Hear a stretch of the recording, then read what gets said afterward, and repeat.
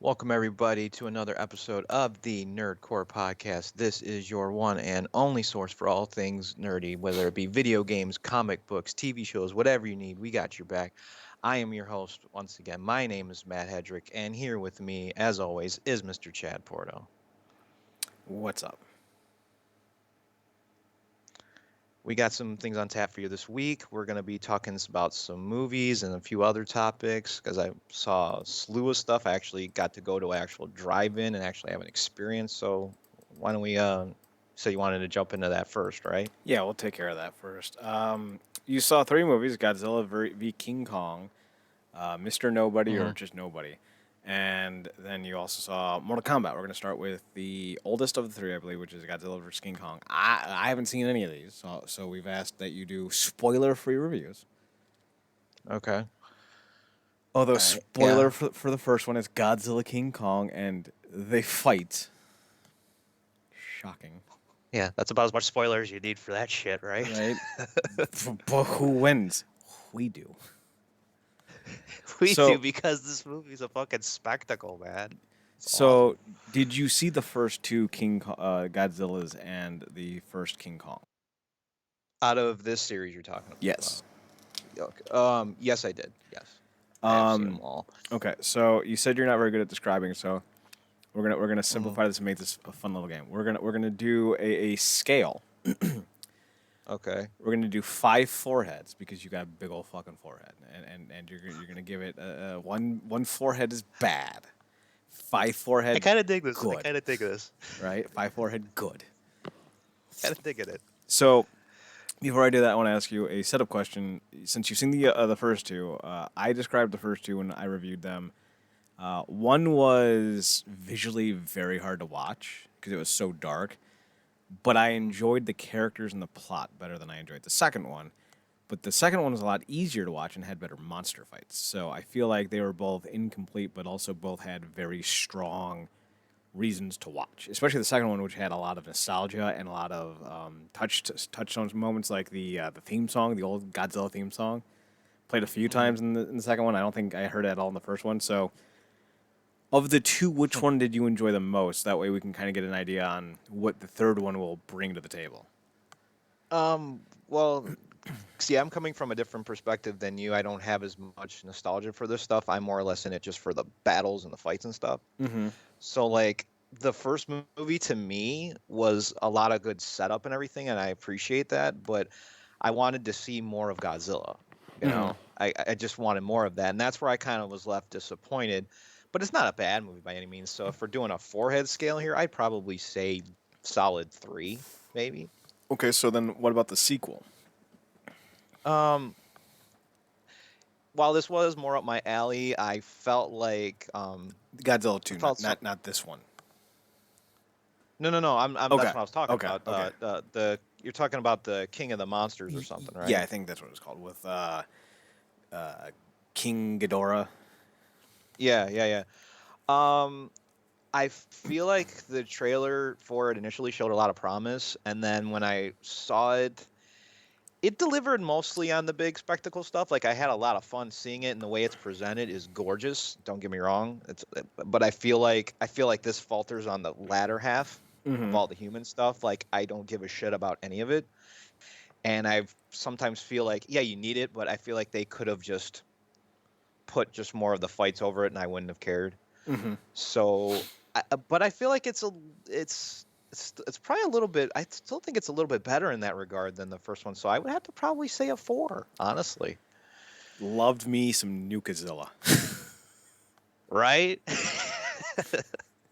Shit is epic, man. That dude ate some Chipotle and some Taco Bell, and he's like, "We're gonna rumble tonight, Monkey Boy." Actually, no, Monkey Boy's in the third one. Three-headed bitch boy. Okay, so that sets up King Kong v Godzilla 2, Electric Boogaloo. I think this is the second. Yeah, I think maybe in the third of the Kongzilla films. Mm. I think I'm not. I'm trying to remember the original. I'm not going to say who I think won the original, so it doesn't matter.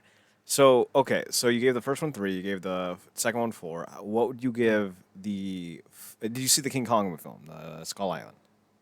Yes, I did. I did see that one. I don't remember much about it though, to be honest with you. So, So I don't think it'd so be fair rate to rate it. well, I think that there is the rating.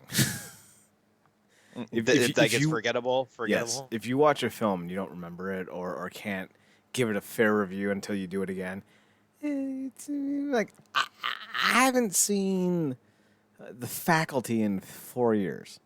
I'm giving it 5 foreheads. Like I don't need to see it now because I know it. It's the back of my hand. There's The Faculty with Elijah Wood and Josh Hartnett and Jordana Brewster. Like it's right there. Fucking the T1000s in it. The Daily Show with not Trevor Noah but the other one, Jon Stewart. He's in it. Like yeah, it's a five. Yeah, I do get your point. Like there was something special about it. You're always gonna remember for what it is, you Hmm. know. Whereas that just doesn't. Kong was like, yeah, it's cool to see Kong, but that's it. I don't remember anything else because the rest of the cast was entirely forgettable. I think when you have Loki and Brie Larson, that pretty much sets up the tone of the movie. It's Tom Hiddleston and Brie Larson. Okay, Wasn't John C. Riley in that for a little bit too, or something? I probably. remember. Yeah, and that's such a uh, waste. That's such a waste to put him in there, man. Like, why? Why the fuck did you put him in there? Makes no so sense. Zilla Kong. What are we giving on the forehead scale? Oh man, I want to go. I want to go with the highest rating, but again, this is the. I'm kind of in the same, and you were right when you described before that you could kind of get an idea where it's leaning, Mm-hmm. based on my first two scores, and I think we're gonna get to that same rating because the human parts again, I don't give a damn, but the visuals, the spectacle of it all, the fights between the two of them are fantastic. And I love what this movie does, where it shows them intimidating each other. Like they always know when each other's around, you know? Mm-hmm. And I totally dig like there's favorite moments in here, but again, I won't spoil anything because you'll have to see it, but they really play off the idea that this is a heated battle, a heated rivalry. They don't just fight for no reason. Like shit's going down and there's perfect reasons for it, and all the fights are great, and seeing it on big screen is fantastic. So yeah, forehead scale, it's a solid four. Yeah, the the side plots they try to do with the human characters, they're all throwaway and about as soon as you see them.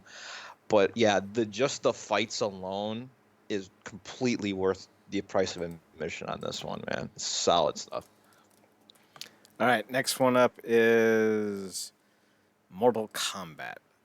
Same scale, but caveat. Not caveat. Did you see the original film? Not Annihilation. Never Annihilation. But did you see the first film? Almost everybody's seen that other piece of shit, but that's regardless. Yes, I have seen the original film. Yes. Scale out of 5. Oh man. Oh, see, for me, that movie is stupid fun. It really is, and I don't. As cheesy as it is, I think it works for the time period it's releasing in, and it focuses on an actual tournament, which that's a point I'll get to in this one too, just a little bit. But for um for all those reasons, and I dig the Johnny Cage stuff. All the stuff in here is good. I would say maybe this is nostalgia playing a little bit of a part of it, but I think it's enough to push it to a 4. I think it's enough. It's a 5, so you're wrong. So what would you give the new Mm. one then? Oh man. See, the this might be shocking, but this movie's how do I say this? Inconsistent, or it's trying to be two things, the master of all things, but it's the jack of all trades but master of none Mm-hmm. scenario, you know? Mm-hmm. Like it wants to appease everybody, but it doesn't know where to stick the landing. And like alone, the brutality of it all and the fights are amazing. And that every time something happened, there was a lot of oh shit moments I had in this movie. And like the fight, especially the Sub-Zero Scorpion stuff, not just them together, but just the stuff they would do. That is intense and incredible. And There's fatalities. There's references in this thing. If it weren't for one particular person, I would give this a lower score. And this has been a lot of things people have said is Kano, the guy who did Kano's performance. Mm-hmm. Dude felt like he was another. He felt like he was in another movie, man. You know what I mean? Like everybody's in this cheesy, corny movie, and he's like, dude, what the fuck are we really doing here? What is the point of all of this? I'm just in it for my own shit. And if not for him, this movie would have gone down to a 2, honestly, for me. But because of him and because of the added fatality factor, it's enough to get to a 3, I would say. Okay. You know, it's not as good as the other one, but still solid enough in its own right. All right, so that's going to take us to the third film, which is Nobody. I was surprised, honestly. Um, on paper, this is a John Wick clone, you know, for all intents and purposes. And the main difference here being is that, at least from what I noticed when when I was watching it, is I don't you remember John Wick, like he's trained and his stuff is almost perfect when he has to fight. All his skills, he's very precise. Everything he's doing when he gets down, he can nail everything within seconds, right? Mm-hmm. See, with Bob Odenkirk in here, his stuff is like he hasn't done it in a while, and so his fighting's a little bit rusty. But the difference here is that when he goes a little more brutal with things instead of precision. He'll really mess you up and make you feel it the next day. And I'm surprised because I've never seen this dude in a role like this. You know, like I've always seen him in the Better Call Saul stuff and Breaking Bad. It's the only thing I've ever really associated him with. There's some decent or two with side characters too, but I won't spoil that for you if you do want to see it. But it's good stuff. A lot of intense action, great sequences. Very self-aware, a good sense of humor. I really dug that, and it actually gives you build up and lets you care about your dog, and then that's your motivation. You know, you you kind of feel for this guy's world and how it kind of sucks for him, and all he really wants to do is get a reason to go back to what he used to be, because that's what he really loved to do. um so for that reason alone, I think it makes it more unique than John Wick, and that is why I think for this movie I'm going to give it a 4. Okay. The trailer made me think of the Kevin Bacon version of this movie. I forget what it's called. Same idea though. His son gets shot dead, like after like a hockey game, and Kevin Bacon's just like this dude who becomes like obsessed with killing all the gangsters responsible for his kid's death. So I was like, yeah, maybe. I think you're thinking of, what is it, Death Sentence? No, Or something? that's Richard Bronson. Is it? Because I thought Kevin Bacon did a movie with the same name. Oh yeah, look at that. Yeah, Death Sentence. Oh, I'm thinking of Death Hmm. Wish. Yeah, you're Okay, right. yeah. So this movie kind of gave you that similar vibe then? Yeah, yes, same thing. Like just now, granted, I know the plot is like he's actually like a CIA cleaner or some nonsense like that. So he's like, I'm super talented. While Death Sentence is more like, I'm just a dude who does taxes. I'ma kill you all.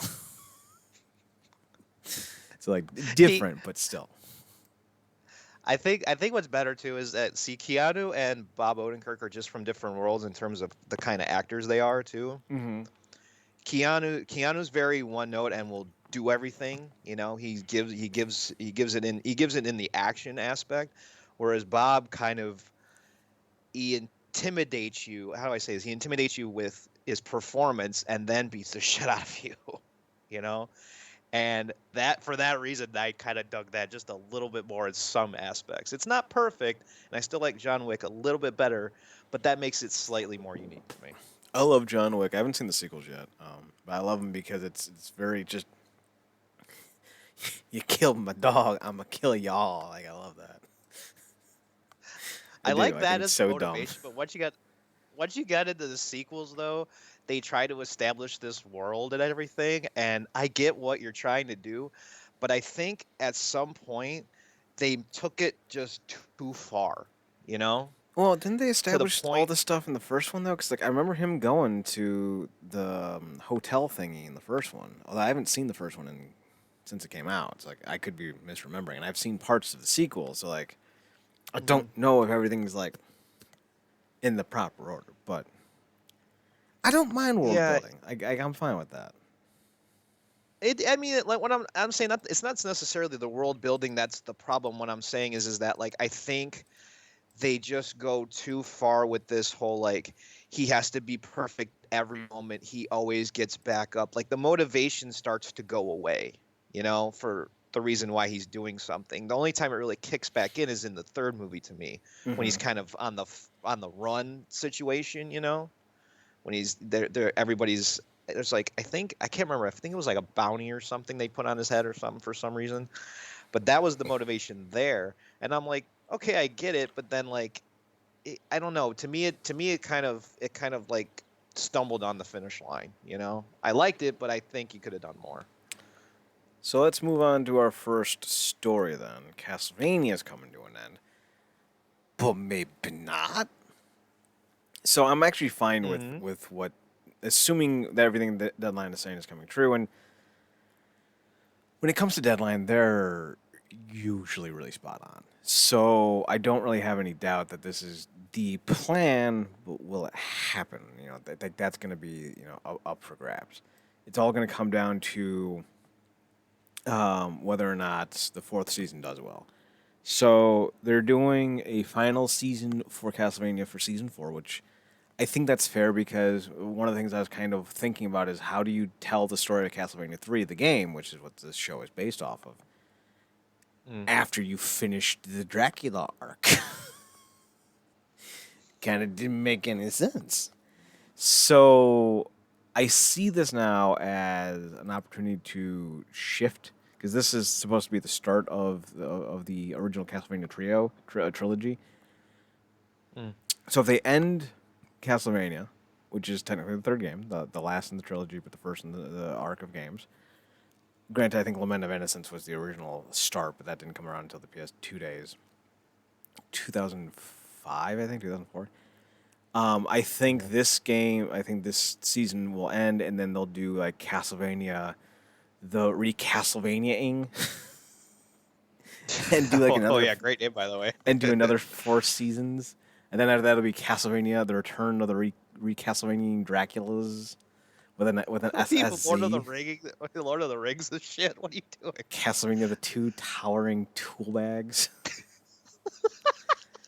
But like, I think that's where they're going to go. Turn it into a multi-series anthology setup where like each series connects to one another, but each series is its own thing, and I think that'd be fine. So Yeah. I'm down for that. So 2 thumbs up. I, I like the idea of that because you could always shift the focus to a different game and its story, or just not even so much the games like this.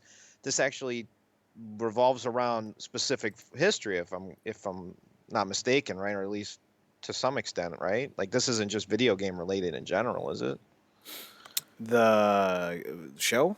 Like the lore. I mean, like The the lore lore they're pulling is from. the lore is a combination of fantasy fiction as well as urban tales and a little Okay. bit of historicalness.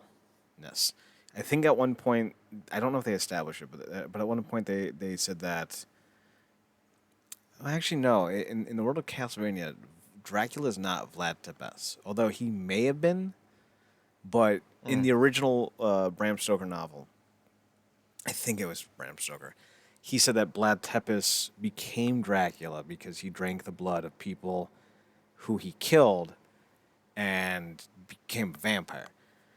But in the game universe, they established that vampires have been around since like 1099, and that Dracula was actually a former soldier of the church who became a vampire. And I think they said that eventually that version of that version of Dracula would end up changing his name to Vlad Tepes at some point.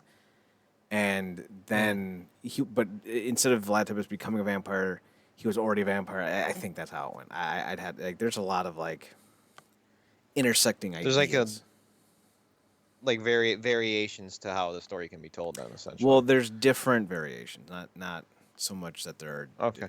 like the Bram Stoker one is that he was a soldier of God, but cursed God and was cursed.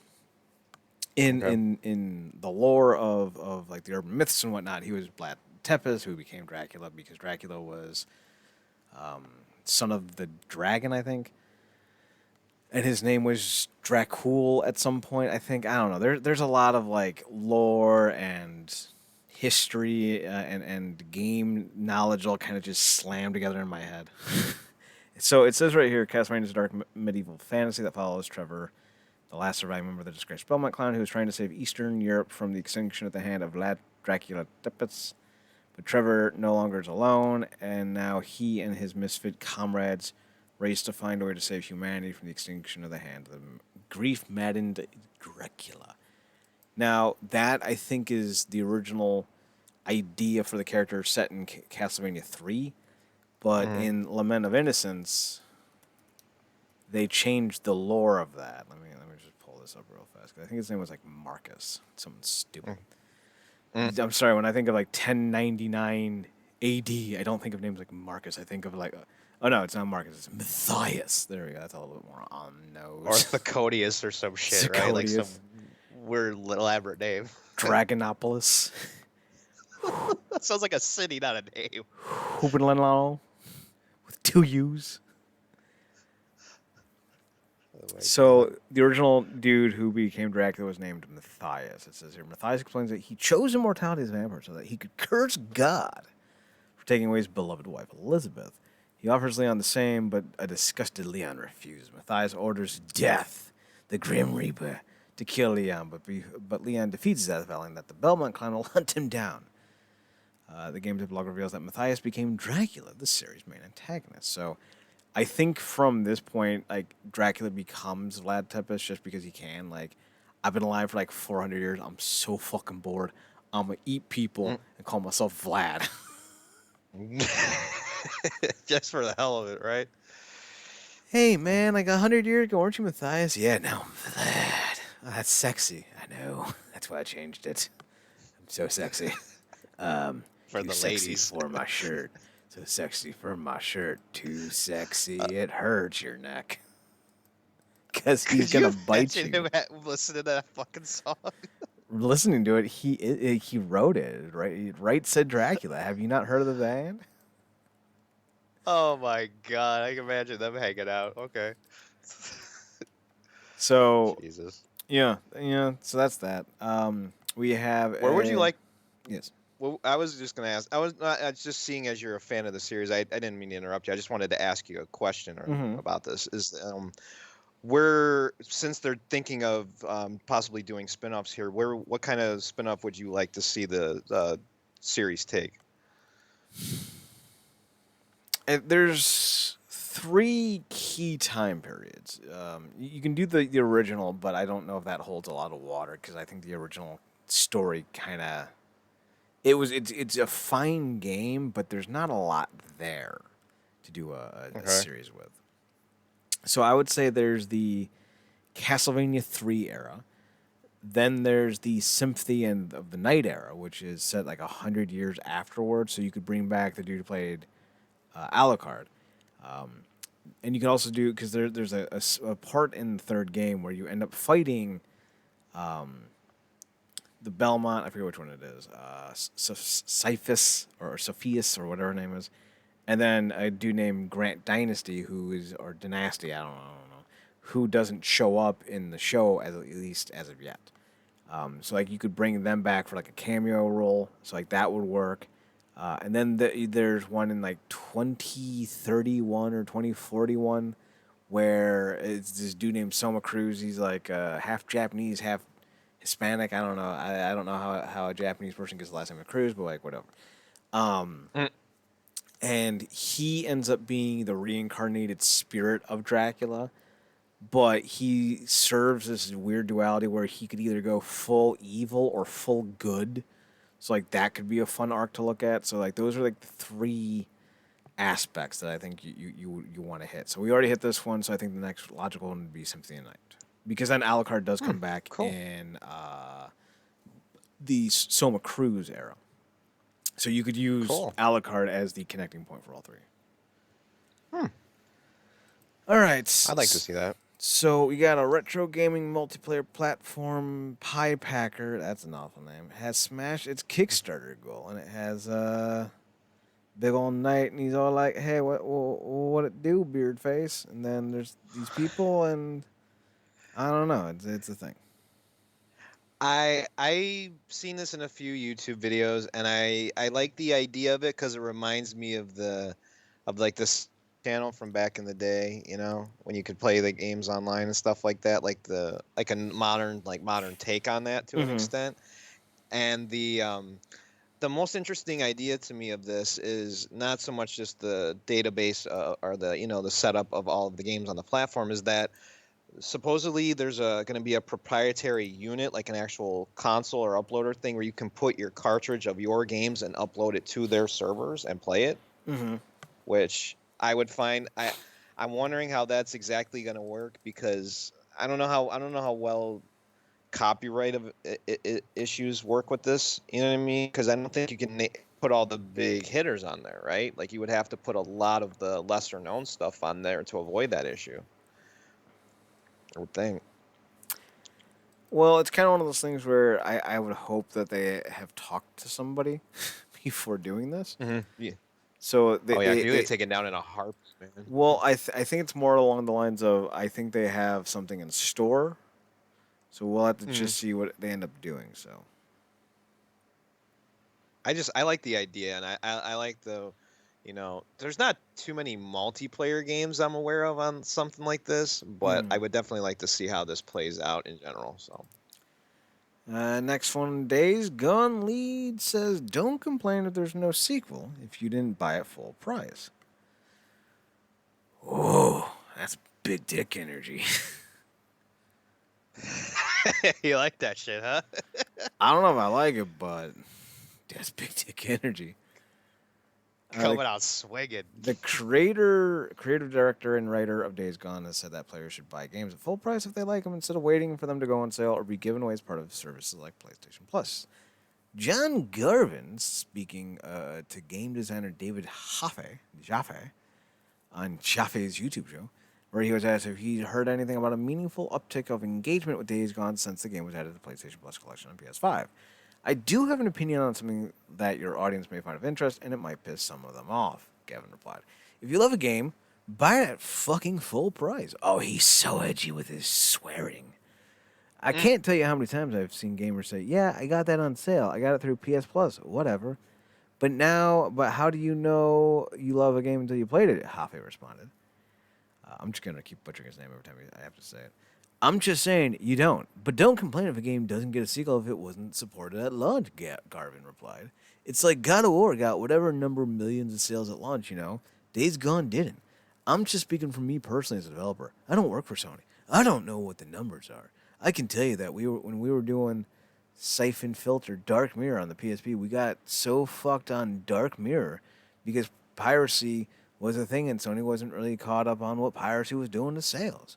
And we thought, I'm just going to point it out, I don't think the PSP was doing the sales that you needed to support the game, but I mean, like, whatever. Let's just ignore that. And we show them torrents a torrent site of 200,000 copies of Dark Mirror being downloaded. I remember, right, the numbers could be wrong.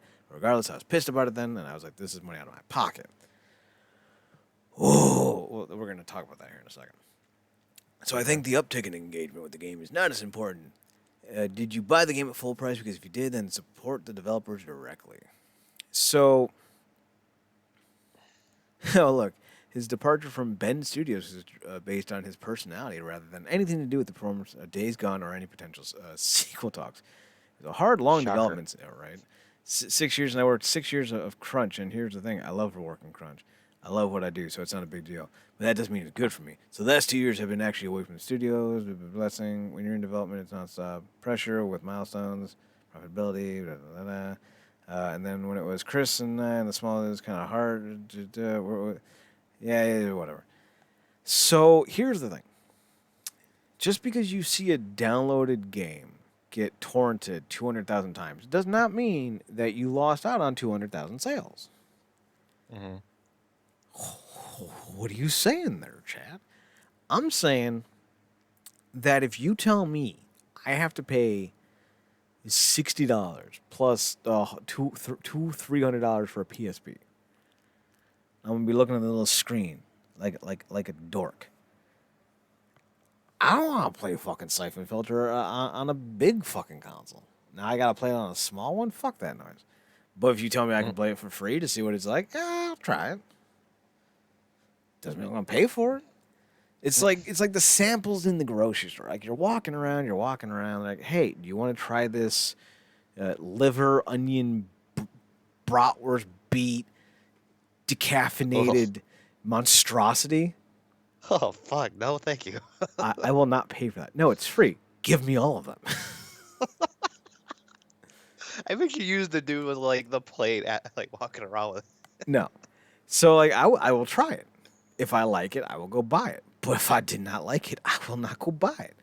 And that's the problem. Like a lot of people who torrent games, or at least did. I don't know how that works in today's day and age, because that was 14 years ago, give or take. Like those people aren't necessarily going to buy the fucking thing. So you're not really losing money. If anything, you're exposing people to potential new purchases. But at the end of the day, it's like if you got a property people really are interested in, they're gonna buy it. And if they're torrenting it, they were never gonna buy it in the first place. Now, I don't think torrenting is a good thing, and I don't support it. I'm just saying his logic is flawed.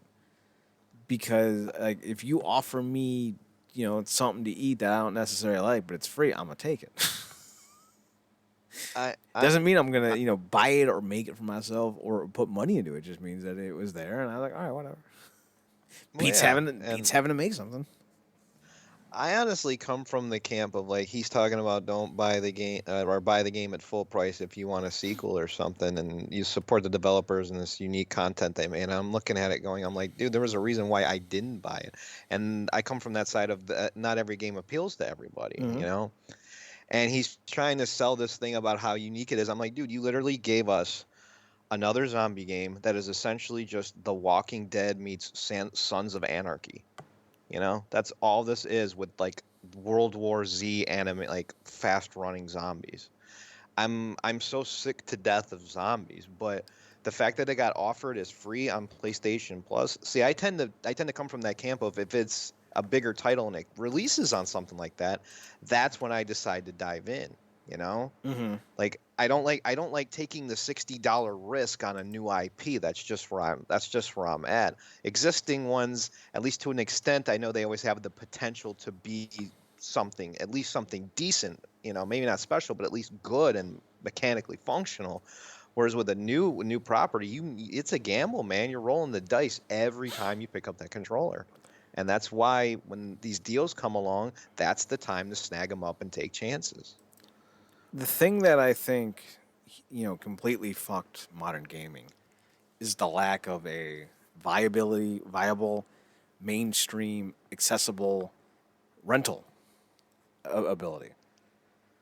Oh, yeah, for sure. When you knew that all you need is $4 and a weekend to know if you wanted to buy a game, games became a lot more accessible. They did.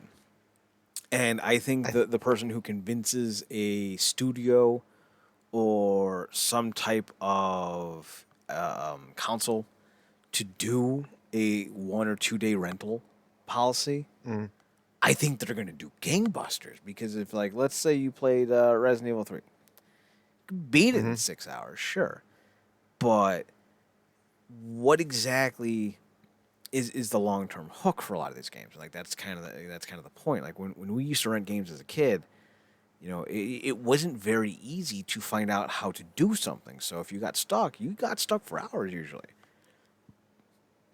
Then you didn't usually have the game for that long either, because rentals weren't exactly always 5 days, as I remember. No, that they were didn't 3. become a thing until many.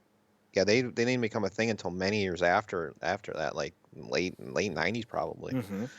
So it's one of those things where, if this Cuntarella of a developer wants to get people to buy games at launch.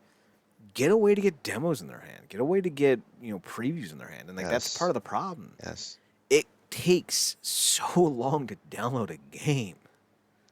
It takes even longer if you're downloading and installing. Like Jesus Christ, man. So it's one of those Yeah, things. demos Like have gone to the way of the dinosaur. You know what I yeah, mean? so Like it it's one of those sucks. things where a lot of times you don't get the opportunity to play these games beforehand before you buy them, and then you're forced to eat a $60 loss if it sucks. So do demos, do rentals. Like you could do like a 6-hour rental or a 5-hour rental for like $1, right? Mhm. Just long enough to do like, hey, this is the game. Do you like it? You want to play it? Give me $5, and then like do like a discount or like if you rent it for an hour, be like you download a portion of the game, it installs, and then like once it's installed and you start it up for the first time, you have an hour to play as long as you want, and then Mm. it shuts down or it deactivates itself or whatever or deletes itself. But then let's say it's $5. You could then pay the next $55 to buy the rest of the game, keep your save state, and then continue on. Like that would be like a revolutionary fucking idea, but here we are.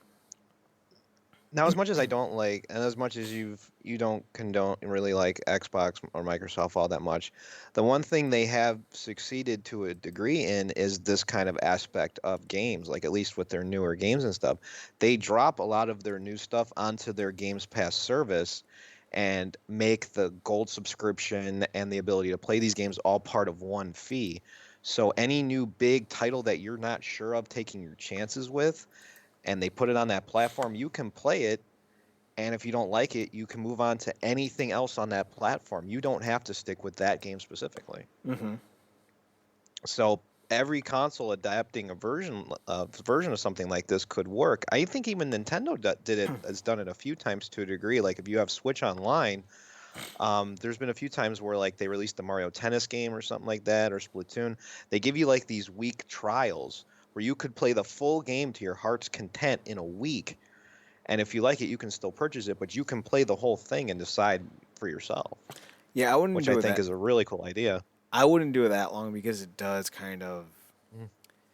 like if you're playing like just for the sake of argument, we'll go back to Resident Evil 3. If you're playing Resident Evil 3 for a week, you don't need a Hmm. week. And then No, what? you need You're 2 days at best. not even. You need a day. You need a day of 6 hours to yourself. Mm. So what? You want to come back and play fucking Resident Evil multiplayer online, whatever the fuck it was called? No, no one wants to play that. So it would need to be significantly different than a week because like a lot of games, once you play them, you played them, and there's really no point going back unless you really loved them. So Well, like maybe like a weekend, because most games are still I'm talking relatively long, hours. maybe like just a couple of days, No, I'm talking hours. hours. So just like limited. Yeah, Resident Evil actually tried that recently. With the they've done it with a couple of demos, and they did it with their most recent one too, the Village demos that yeah. came out this past week. They tried that similar thing where like you could only get it for you could only play like a half hour of it or something, and you can only do it with like an 8-hour window or something like that. Well, So yes, that's what they're doing for the Village. They did it with Resident Evil 2, but it wasn't an 8-hour window. It Mhm. was like A day, maybe I think. no, because it was longer than that. Because I didn't play it the first day. Okay. But it was only an hour, I think, or like a half an hour or something like that. And Mhm. that's why I bought the game because I played the demo and I was like, "This is cool shit. I like it. I like shooting Zimbabwe's in the head. It's good times." Speaking of good times, PlayStation wants you to remember them. We made the wrong decision. We made the wrong decision about closing the PS3 and Vita stores. And I'm sitting here going, the Vita's still operable? What? You're not totally wrong. And ironically, the term I believe Vita means life or something like that in Japanese, and I'm like, oh shit, okay, I'm because saying, man. I never owned one. PlayStation The last needs to handheld I just owned was PSP. PlayStation needs to just invest in handhelds for the PS6. Just go the way of the Switch. That's the future. Yeah, like the only thing, because the Vita had a very, and ironically, the Vita had a very short existence in terms of popularity after launch. Like, I literally think it maybe had like a 6 month to a year window of popularity where people actually gave a shit, and then it just petered out, like Yeah, but in the big release department anyway. you can play PSP games on it still though, if you download them.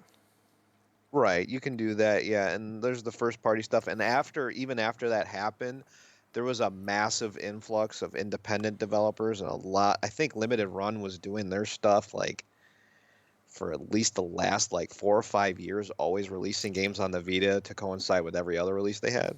So Mm-hmm. there was always some physical thing being developed for the platform. It's just the main push for it was just kind of left to the wayside. But the Vita had its fair share of issues too, though. Like, it had its own proprietary like memory card unit, which was weird. Like, only you could only use Sony things on it. You couldn't just use a micro SD card, which is what it was anyway, which was weird. Some of the features on it weren't all that great. There was a couple different models, and one had a better screen, but it lacked the battery life. They didn't know. I think they were misguided with where they wanted to go with it. You know, they had a Mm-hmm. good idea on paper, but they just kind of they made it flashy, but they didn't really give the substance to keep it going. You know, Mm-hmm. Should have just the, stuck with the PSP. I like the PSP, but that little analog controller nub thing that they had for it, that fucking irritated my finger every time I played a game. Boo-hoo. Next But I up. do like I did like the idea of it though, the discs, how uh, that was kind of almost avoid scratch damage. But I digress. I well, move on. I'm glad. Now we can move the fuck on. So the Evercade handheld, what is this? Is making a retro console for your TV called the VS. Yeah, the Wasn't the Evercade already a retro console? it is. This is just a further expansion of the idea of making it just a proprietary like home console. Like, if you want to just play it straight on the TV, because it did have a TV option, but the option for it was kind of a clunky little mess with it, with just a HDMI cable just hooked into the system, Mm-hmm. you know? So now they're kind of just expanding on the idea. I kind of like how it looks like an actual NES, like at least to a degree an NES. There's going to be like there's um, wireless functionality to be able to download the latest firmware and stuff. The new interface is cool. They have you put two cartridges in here so you can access libraries of every cartridge at like totally separate ones at the same time.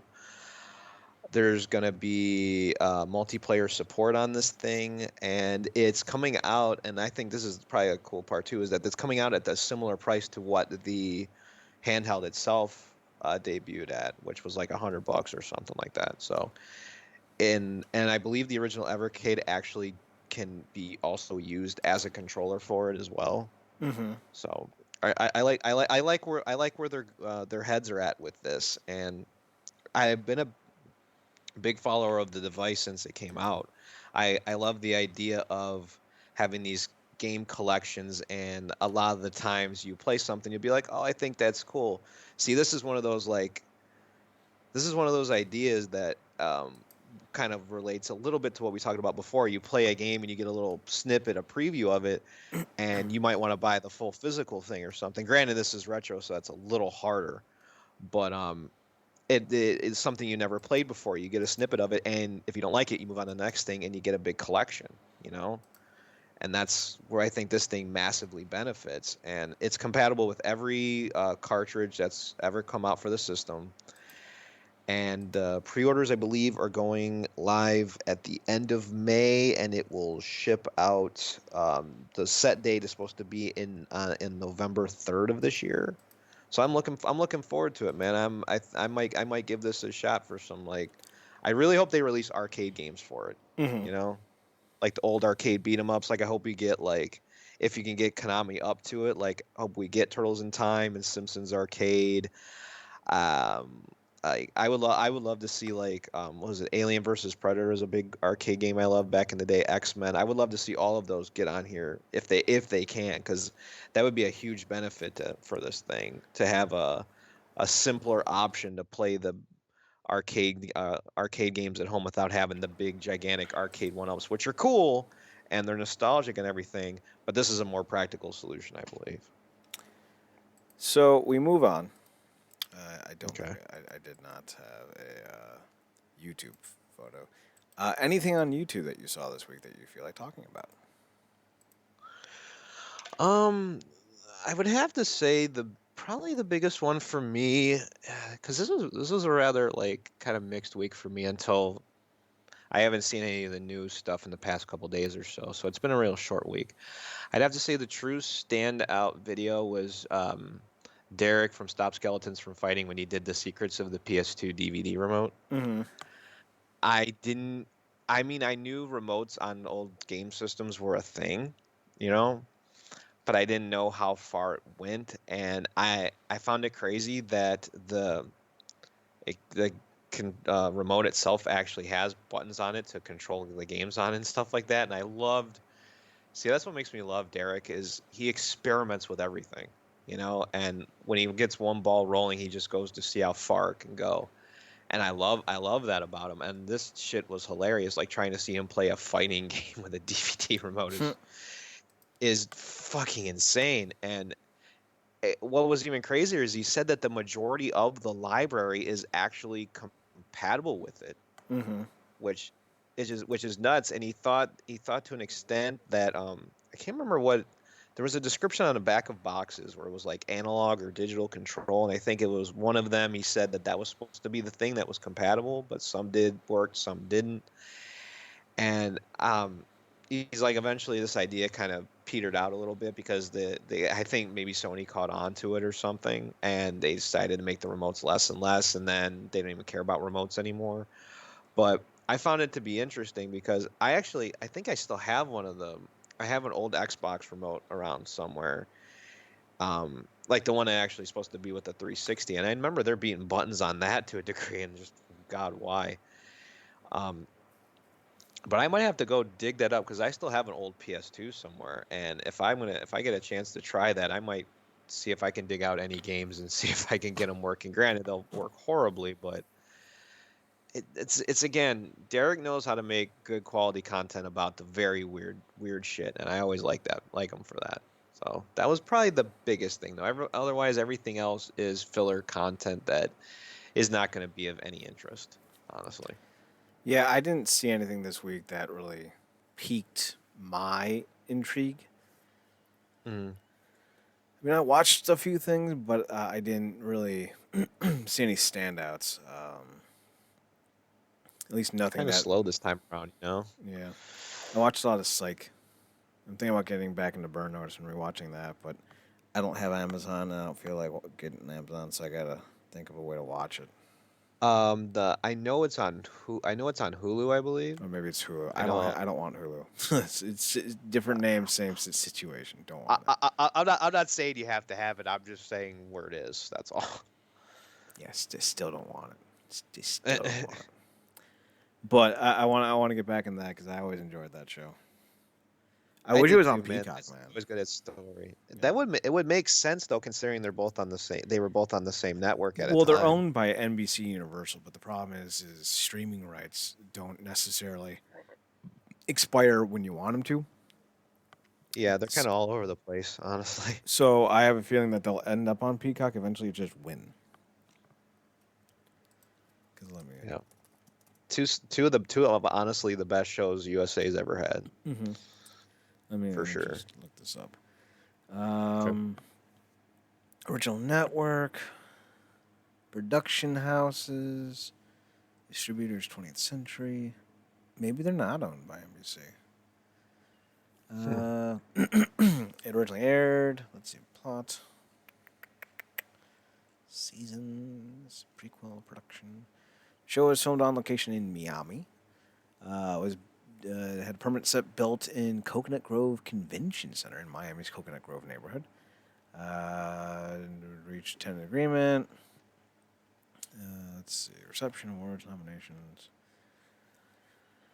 IMTV acquired the rights for syndication in 2013 along with White Collar. This was the first TV show. Home Media, 20th Century Fox has released all 7 seasons on DVD.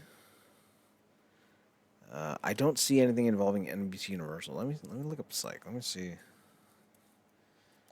me see if I'm missing someone. Because if memory serves me, the first season of Psych was on NBC, I believe, or at least the premiere episode, I believe. No, it's on USA. Hmm. Because they did a lot of crossovers with WWE, and WWE highly marketed them, and vice versa. That's why there's Okay. so many pro wrestling references in the show.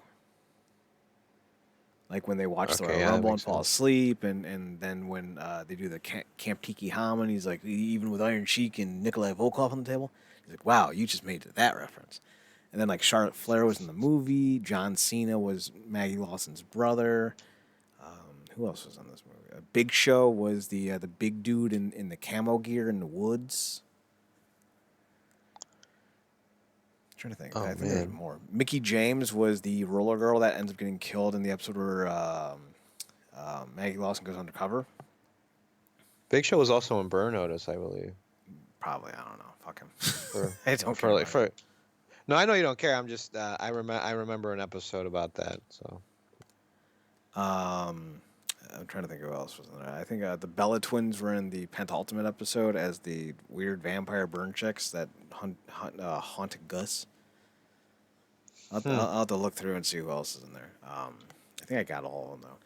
But yeah, it says right here: production, NBC Universal Television, Universal Media Stores, distributor, NBC Universal Television Distribution. So the distributor is usually the guy that owns the rights. So that's why, maybe possibly why Burn Notice is on Hulu, because Hulu was owned partially by Fox, and why Psych is owned or on Peacock because they are owned. The rights are owned by NBC Universal. So Hmm. just something to percolate on. Both great shows in their own right for totally different reasons, man. So I love the fact that it is kind of slipped in, but you know that Henry had Sean when he was like 20, right? Yeah, kind of figured that. Yeah. Because at one point he's like, "You're 55 and retired" or something like that, and Sean's only like 34, I think. So like, I was like, "Oh, Henry and Henry's I forget his ex-wife's name. We're doing the dirty a little too early." He was a freak. So who did you like better, Liam James or Skylar Gisondo as young Sean? They both ended up doing things that I think you've seen. Liam James Okay, went who on was to the. first? Liam James was first. He was the star in the Way Back, and he's been in Deadly Class and The Killing. And then Skylar Gisondo was the love interest for the daughter in Santa Clarita Diet. Yeah, that he's more of the one I'm aware of. Like a lot of more things with him. Not to say I like him better or anything. I actually prefer Liam's character, like his version of Sean. I liked his version of Sean, but I like Skylar Gisondo a little bit better. Really? Yeah, as an actor. Well, I loved him in Santa Clarita Diet, and I haven't really seen too much of him in anything else, but it was his most enjoyable. So I definitely enjoyed that. Let's see. He's also been in Santa Buddies. He was in Halloween. He was in Walk Hard, the Dewey Cox Story, Night at the Museum, Secret of the Tomb, Time Freak, whatever that is, The Binge, The Social Dilemma, The Startling. What? Okay. Yeah. So that's some stuff. So, all right. Anything else? Um, no, I mean you other than the four movies I talked about, like it was pretty much just business as usual for me. You know, I was trying to catch up on all my shows and my streaming stuff, but nothing of real like peak interest because you've already shared with me your opinions on what you think of certain streaming shows. So, So with that said, let's wrap things up. RealNerdCorp.com, RealNerdCorp.com. We're on Twitter at NERDCRP. We're on Instagram at RealNerdCorp, RealNerdCorp. Where can they find you, Matt? You can find me on Twitter at mnerdcorp and the same handle on Twitch. You can find me on Twitter at ChadNerdCorp, ChedNerdCorp, and on Instagram at ChadPhotoHut. Be sure to follow us on twitch.tv/RealNerdCorp. There it is. That's the right one. And look for us on YouTube, although it's the same stuff, just longer. Not longer, but it's there instead of being deleted because it's Twitch. By searching NerdCorp on YouTube. We're back next week for another edition of the NerdCorp Podcast. For Matt, I'm Chad. Thanks for tuning in. Thanks for checking us out. Thanks for giving us a chance. And as always, do something. I don't know. I'm tired. Matt, take us home. Good night, everybody, and we'll see you next week.